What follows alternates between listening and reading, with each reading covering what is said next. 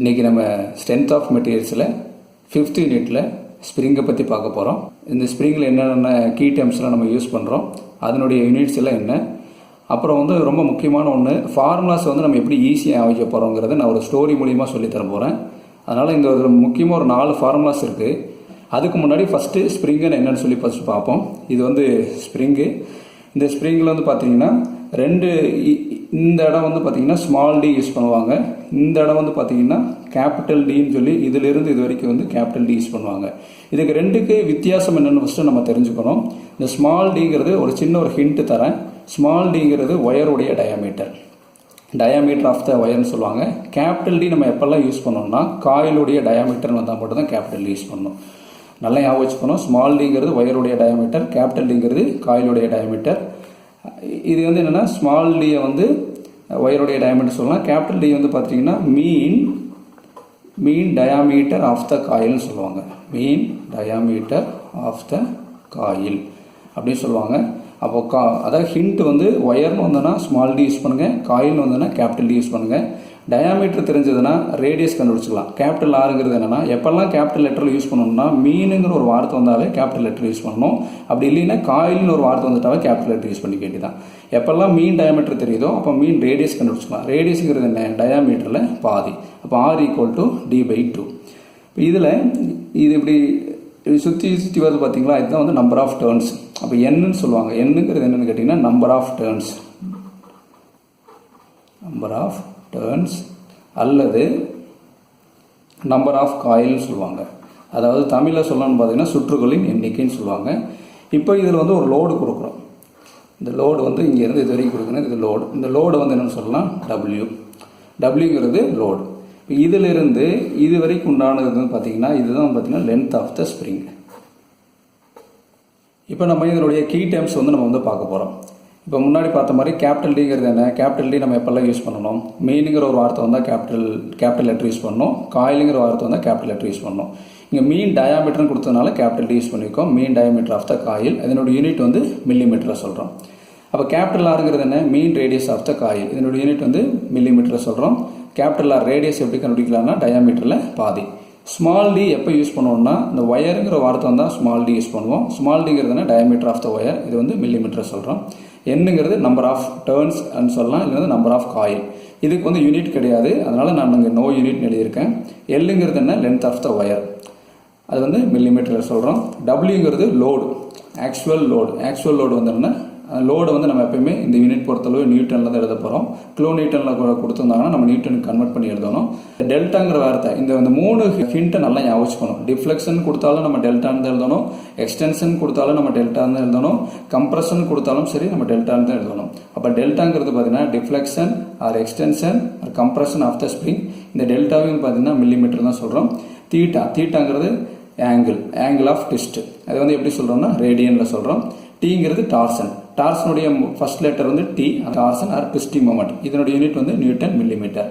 எஸ்ங்கிறது stiffness of the spring, இது unit newton per mm சொல்லணும். Stiffness உடைய ஃபர்ஸ்ட் லெட்டர் எஸ், அதை அப்படி ஞாபகம் வச்சுங்க.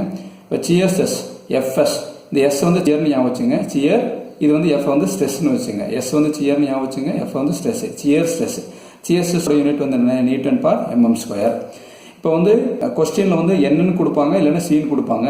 என்னன்னு கொடுத்தாலுமே மாடுலஸ் ஆஃப் ரிஜிடிட்டி தான், சீன் கொடுத்தாலும் மாடுலஸ் ஆஃப் ரிஜிடிட்டி தான். இது சிம்பிளாக நம்ம மாடுலஸ் அப்படின்னு கூட நம்ம ஞாபகம் வச்சுக்கலாம். இதனோட unit newton per mm². சிஎஸ்எஸ்க்கும் Newton per mm² தான் யூஸ் பண்ணுறோம். மாடுலஸ் ஆஃப் ரிஜிடிட்டிக்கும் நம்ம நியூட்டன் mm² தான் நம்ம யூஸ் பண்ணுறோம். இப்போ ஸ்ப்ரிங்கோட ஃபார்முலாவை எப்படி ஈஸியாக வைக்கலான்னு பார்க்கலாம். எஃப்எஸ் தீட்டா டெல்டா எஸ், இந்த ஆர்டரில் எப்பயுமே எழுதிக்கணும். எஃப்எஸ்னா சியர் ஸ்ட்ரெஸ், தீட்டானா ஆங்கிள், டெல்டானா டிஃப்ளெக்ஷன், எஸ்னா ஸ்டிஃப்னஸ். இப்போ இந்த ஆர்டரை மாற்றாமல் எப்பயுமே எழுதி வச்சுக்கணும். இப்போ இதுக்கு ஒரு சின்ன ஒரு கதை மூலியமாக இதை நம்ம இந்த 4 ஃபார்முலாவும் நம்ம ஈஸியாக வச்சுக்கலாம். இல்லை சீனா சின்னன்னு ஞாபகம் வச்சுங்க, பையனா பையன். அப்போ சின்ன பையன் ஞாபகம் வச்சுங்க. இந்த சின்ன பையன்கிட்ட என்ன இருக்குது, பொம்மை இருக்குது. அந்த பொம்மை என்ன இருக்குன்னா ஒயிட் கலரில் இருக்குது, ரெட் கலரில் இருக்குன்னு ஞாபகம் வச்சுங்க. சின்ன பையன்கிட்ட பொம்மை இருக்குது, அது ஒயிட் கலரில் இருக்குது, ரெட் கலரில் இருக்குன்னு ஞாபகம் வச்சுங்க. இந்த கதை இப்படி ஞாபகம் வச்சிட்டிங்கன்னா அந்த 4 ஃபார்முலாவை நம்ம ஈஸியாக நம்ம என்னென்னா எழுதிடலாம். இப்போ ஃபஸ்ட்டு ஃபார்முலாவை எழுதுறதுக்காக ஒரு ஹிண்ட் என்னென்னு கேட்டிங்கன்னா 1 166 அப்படி எழுதிக்கங்க. 166 அப்படி எழுதிக்கங்க. இந்த இடத்துல இங்கிருந்து ஆரம்பிங்க. இங்கே சின்ன, இங்கே பையன். அப்போ சின்ன பையன். சின்ன பையன்கிட்ட என்ன இருக்குது? டால், அதாவது பொம்மை இருக்குது. அப்போ டால் எழுதுங்க. இங்கே வந்து சின்ன பையன்கிட்ட பொம்மை இருக்குது. அப்போ இங்கே டி கொடுங்க, இங்கே டி கொடுங்க. எத்தனை பொம்மை இருக்குது? இங்கே 3 பொம்மை இருக்குது, இங்கே 4 பொம்மை இருக்குது. அப்படி கொடுத்துக்குங்க. இந்த இடத்துல வந்துன்னா 4 ஃபார்மாவை அந்த ஆர்டர் எழுதுகிறோம். சிஎஸ்எஸ், ஆங்கிள், டிஃப்ளெக்ஷன், ஸ்டிஃப்னஸ், அந்த ஆர்டர் எழுதுகிறோம். சிஎஸ்எஸ்னா என்ன? எஃப்எஸ்.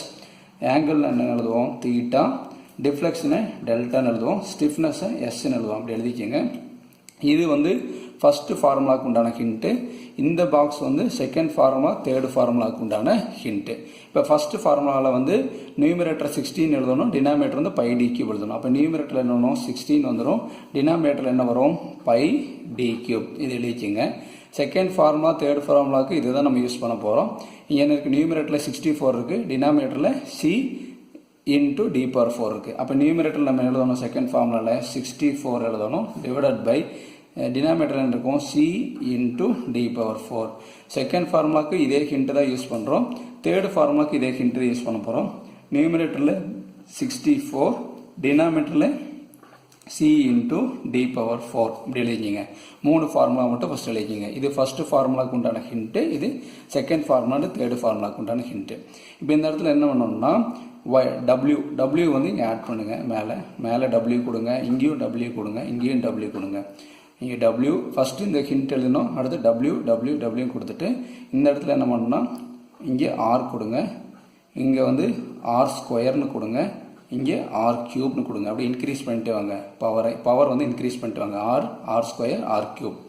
அதுக்கு அப்புறம் என்ன பண்ணணும்னா இந்த ஸ்கொயர், அந்த 2ங்கிறது என்ன? நம்பர் தானே. நம்பருங்கிறோட ஃபர்ஸ்ட் லெட்டர் என்ன? என். 3ங்கிறது என்ன? நம்பருடைய ஃபர்ஸ்ட் லெட்டர் என்ன? என். அப்போ அந்த 3 ஃபார்முலாவும் நமக்கு ரெடி ஆகிடுச்சுங்க. எஃப்எஸ் ஃபார்முலா, தீட்டா, டெல்டா 3 ஃபார்முலாவும் நமக்கு ரெடி ஆகிடுச்சு. 4வது ஃபார்முலாவுக்கு என்ன பண்ணணும்னா, ஸ்டிஃப்னஸ்க்கு என்ன பண்ணணும்னா ரெசிப்ரோக்கல் பண்ணணும். என்ன எதை ரெசிப்ரோக்கல் பண்ணணும்னா தேர்டு ஃபார்முலாவை. ரெசிப்ரோக்கல் வந்து என்ன? தேர்டு ஃபார்முலாவை ரெசிப்ரோக்கல் பண்ணணும். ரெசிப்ரோக்கல் பண்ணிவிட்டு வித்தவுட் டபிள்யூ வந்து அதாவது தேர்டு ஃபார்முலாவை தலைகளாக எழுதணும். தலைகளாக எழுதும்போது டபிள்யூ வந்து மட்டும் மிஸ் பண்ணி எழுதணும். அப்போ இதை தேர்டு ஃபார்முலாவை தலைகளாக எழுதுனா என்ன ஆகும்? C into D power 4 numerator போயிடும். டினாமினேட்டர் நம்மளுக்கு என்ன வரும்? 64 வரும்.